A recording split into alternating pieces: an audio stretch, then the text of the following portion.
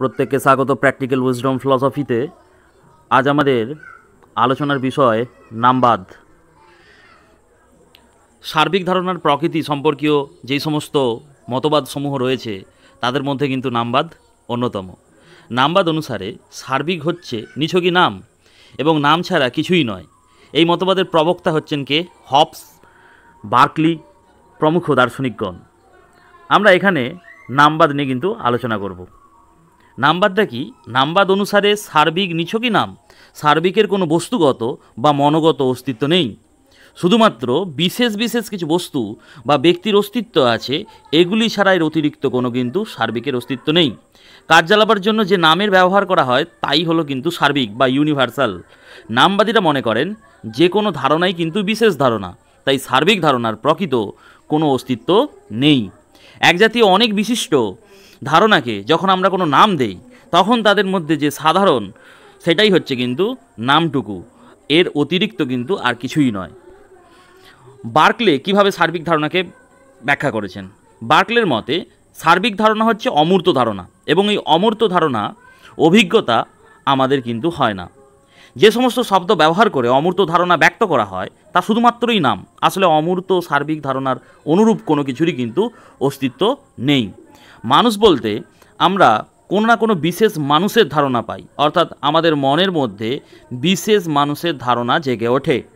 আমরা এমন কোনো মানুষের ধারণা করতে পারি না যা বিশেষ মানুষ নয়, তো বিভিন্ন মানুষের ধারণাকে একই নাম দেওয়া হয়। একইভাবে আমরা এমন কোনো বিশেষ বস্তুর ধারণা করতে পারি না যা বিশেষ কোনো বস্তুকে নয়।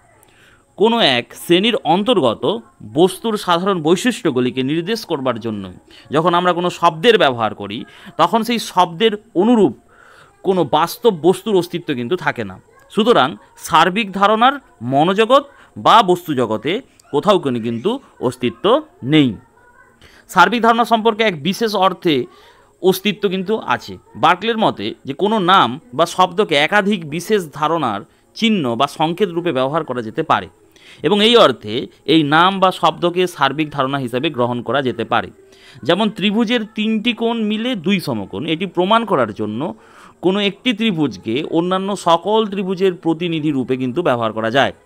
কাজেই সার্বিক ধারণার এক বিশেষ অর্থে কিন্তু অস্তিত্ব আছে।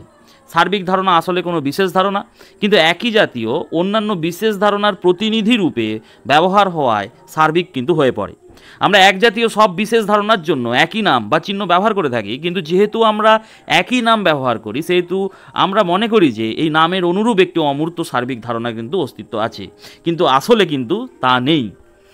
হবস সার্বিক ধারণাকে কিভাবে ব্যাখ্যা করেছেন? হবসের মতে কতগুলি নাম অনেকগুলি ব্যক্তি বা বস্তুর প্রতি সাধারণভাবে প্রযোজ্য হয়, যেমন মানুষ, থালা। এই সাধারণ নামগুলিকেই সার্বিক ধারণা বলা হয়। তার মতে সার্বিক পদ নামকে বোঝায়, সেই নামের দ্বারা যে বস্তু সূচিত হয় তাকে বোঝায় না। নাম হলো সমষ্টিগতভাবে নেয়া অনেকগুলি বিশিষ্ট বস্তুর নাম। এই সব বিশিষ্ট বস্তু কোনোটিই কিন্তু সার্বিক নয়। তাছাড়া সার্বিক নাম কোনো সার্বিক প্রত্যয়ের প্রতিনিধিত্ব করে না। সার্বিক এই পদটি প্রকৃতিতে অস্তিত্বশীল এমন কোনো বস্তুর নাম নয় বা এমন কোনো ধারণার নাম নয় যা আমরা কিন্তু মনে গঠন করি। সার্বিক হলো কোনো শব্দ বা নামের নাম। যখন বলা হয় মানুষ, তখন যে কোনো মানুষকে সার্বিক বলা যায় না। প্রকৃতপক্ষে তারা সার্বিক হতেও পারে না। মানুষ হলো সার্বিক নাম যা বহু বস্তুর বেলায় প্রযোজ্য হতে পারে। এবার আমরা নামবাদের সমালোচনা করতে গিয়ে প্রথম সমালোচনায় বলবো, নামবাদীদের মতবাদ বিভিন্ন দার্শনিকগণ নানাভাবে সমালোচনা করেছেন। অনেক দার্শনিকই মনে করেন সার্বিক নিছকই নাম নয়, সার্বিক ধারণা ছাড়া আমাদের চিন্তা অসম্ভব হয়ে পড়ে।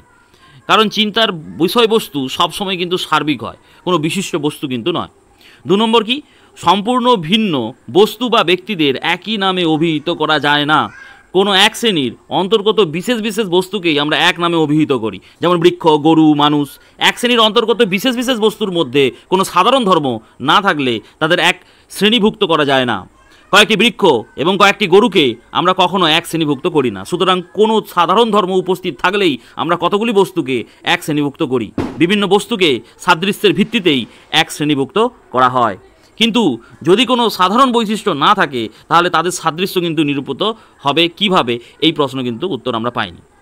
হসপার্স নামবাদের সমালোচনা করে বলেন, যখন আমরা কোনো বস্তুকে নীল বা লাল বলি তখন আমরা কতগুলি বস্তুর কথা বলি না, আমরা বস্তুর একটি বৈশিষ্ট্যের কথা বলি, এমন একটি বৈশিষ্ট্য যা বস্তুর সাথে অভিন্ন নয়। নীল জামা আর নীল অভিন্ন নয়।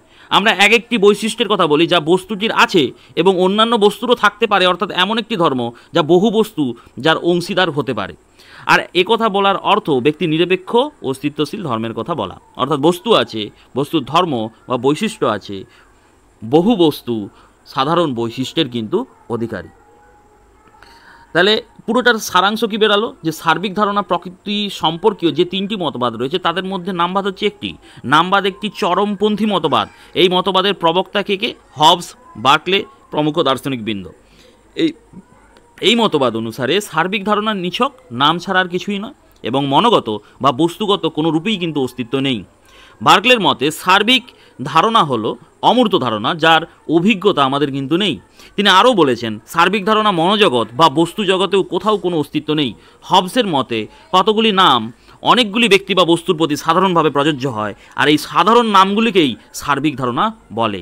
সার্বিক ধারণা কোনো অস্তিত্ব নেই, সার্বিক হলো কোনো শব্দ বা নামের নাম। ধন্যবাদ।